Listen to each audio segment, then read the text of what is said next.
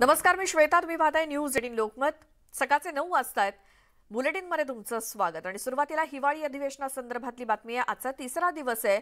NIT जमीन विक्री प्रकरणावरून विरोधक आज पुन्हा आक्रमक होण्याची शक्यता आहे. नागपूर न्यास जमीन विक्री प्रकरणावरून विरोधकांनी मुख्यमंत्री एकनाथ शिंदेंच्या राजीनाम्याची मागणी केली आहे. विधानसभेत मुख्यमंत्र्यांकडून निवेदन सादर होण्यापूर्वीच सत्ताधारी आणि विरोधी पक्षाच्या आमदारांमध्ये जोरदार शाब्दिक बाचाबाची झाली. आणि आज तिसऱ्या दिवशी देखील विरोधक सरकारला विविध मुद्द्यांवरून घेरण्याच्या तयारीत असणार आहेत. शिवाय विधान भवनावरती आज 11 मोर्चे निघणार आहेत. त्यामध्ये लव जिहाद विरोधी कायद्याच्या मागणीसाठी हिंदू जनजागृती समितीकडून मोर्चा काढला जाणार आहे. अजित मांढरे आमचे प्रतिनिधी आपल्या सोबत आहेत. तर न्यास जमीन एनआयटीची ज्या संदर्भात आता मुख्यमंत्र्यांवरती ताशेरे ओढले जात आहेत, त्यांच्या राजीनाम्याची मागणी होती आणि हाच मुद्दा आज अधिवेशनाच्या तिसऱ्या दिवशी सुद्धा गाजण्याची शक्यता आहे. याबद्दल सविस्तर. नक्कीच हाच मुद्दा जो आहे तो विरोधकांनी लावून धरला होता. पण ज्या दिवशी हा मुद्दा घेत राजीनाम्याची मागणी केली होती त्यावेळी सभागृहामध्ये मुख्यमंत्री असतील किंवा त्यांचे इतर मंत्री असतील, विशेष करून उपमुख्यमंत्री आहेत, यांनी सर्वांनी यावर स्पष्टीकरण दिलेलं आहे सभागृहाच्या बाहेर की कशा पद्धतीनं ह्या जमिनीचा व्यवहार जो आहे तो तत्कालीन सरकारमध्ये झाला होता. त्यावेळी जरी नगरविकास मंत्री असतील एकनाथ शिंदे, पण त्यांनी पूर्णतः हा सगळा अभ्यास करून हा निर्णय घेतला होता. आणि आधीच्या सरकारने घेतलेले निर्णय जे आहेत म्हणजे त्यांच्याही आधीच्या, तर त्यावेळीचा मुद्दा हा सगळा होता आणि त्यावर त्यांनी स्पष्टीकरण दिलेलं आहे असं त्यांचं म्हणणं आहे. आज तो मुद्दा पुन्हा उचलला जाईल, पुन्हा त्या मुद्द्यावरून विरोधक जे आक्रमक होतील. पण जेव्हा या सगळ्या मुद्द्यांवरती आम्ही काल मुख्यमंत्री आणि त्यांच्या सगळ्या टीमशी बोललो तेव्हा त्यांचं स्पष्ट हेच म्हणणं आहे की आमच्याकडे सर्व प्रश्नांची उत्तरं आहेत आणि सर्व कायदेशीर ज्या बाबी आहेत त्या सर्व आम्ही तयार ठेवलेल्या आहेत आणि सर्व गोष्टी ज्या आहेत त्या अतिशय क्रिस्टल क्लिअर आहेत की याच्यामध्ये कुठल्याही प्रकारचा घोटाळा झालेला नाही आहे असं जे म्हणणं आहे ते शिंदे कॅम्पचं आणि ते लवकर आज येतील. आणि या सगळ्या पार्श्वभूमीवर आपण जर पाहिलं तर आज वेगवेगळे मुद्दे आहेत. विशेष करून कर्नाटक सरकारने जो एक ठराव आणण्याचा मुद्दा केलेला आहे त्या मुद्द्यावरती मुख्यत्वे आजचं सभागृह ते गाजेल असं वाटतंय. आपल्यासोबत रोहितजी पवार आहेत. रोहितजी, कर्नाटक सरकारने एक ठराव आणणार आहेत आज की कर्नाटकमधली एकही इंच जमीन जी आहे ती महाराष्ट्राला देणार नाही. एकीकडे केंद्राची चर्चा मध्ये मुख्यमंत्र्यांची चर्चा आणि आता पुन्हा अशा पद्धतीचा ठराव किंवा अशा पद्धतीचं वक्तव्य.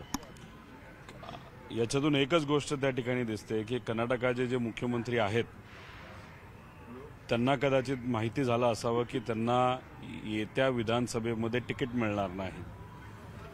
कारण एवढा मोठा पंगा त्यांचे नेते अमित शाह साहेबांबरोबर ते कसे घेतील असा प्रश्न खरं तर अनेक लोकांना त्या ठिकाणी पडलेला आहे. कारण अमित शाह साहेबांनी स्वतः मध्यस्थी करून महाराष्ट्राचे मुख्यमंत्री आणि कर्नाटकाच्या मुख्यमंत्र्यांमध्ये त्या ठिकाणी बैठक घालून दिली होती. ते सुद्धा महाविकास आघाडीचे सर्व खासदार भेटले म्हणून. आणि तिथं सांगितलेल्या गोष्टी जर कर्नाटकाचे मुख्यमंत्री ऐकत नाहीत त्याचा अर्थ की कदाचित हे प्लॅनिंग सुद्धा असू शकतं केंद्र सरकारचं. नाहीतर मग कर्नाटकाच्या मुख्यमंत्र्याला तिकीट मिळणार नसल्यामुळे त्यांनी वेगळीच रणनीती त्या ठिकाणी आखलेली आहे. त्यांनी काही केलं तरी कोर्टामध्ये योग्य वकील देऊन आपल्या महाराष्ट्राला त्या ठिकाणी लढावं लागेल. त्यामुळे त्यांचं राजकारण त्या ठिकाणी चालू आहे.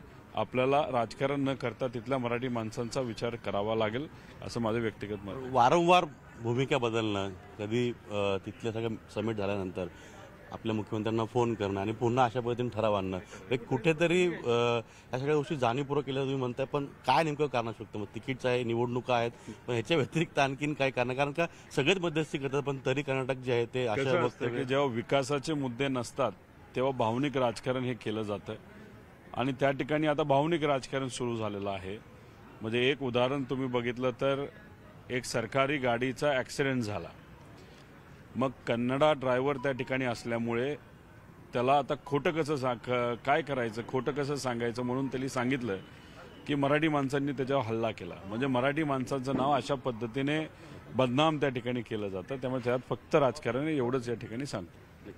तर आपण ऐकलं असेल की मगाशी नाना पटोले असतील, अजित पवार असतील आणि आता रोहित पवार आहे, सगळ्यांनीच हा मुद्दा जो आहे तो प्रकर्षाने आज सभागृहात मांडला जाईल असं स्पष्ट केलेलं आहे. ज्या पद्धतीनं कर्नाटक सरकारची वक्तव्य येतात किंवा आज थेट ठराव मांडण्याचे मुद्दे येतात, या सगळ्या गोष्टीवरून विरोधक जे आहेत ते आज आक्रमक होताना दिसत आहेत.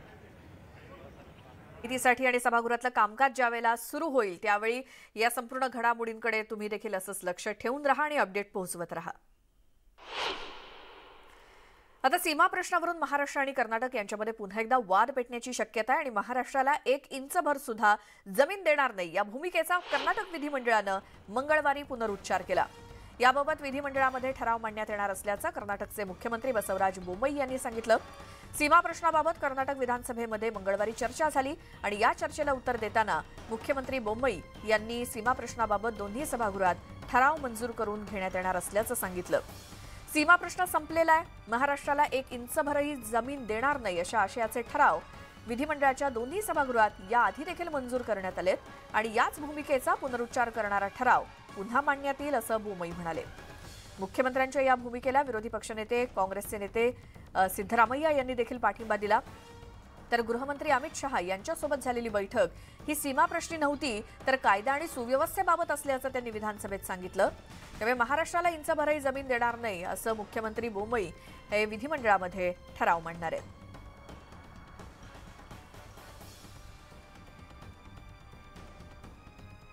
आता बातमी कोल्हापुरातून. किल्ले विशाळगडाचा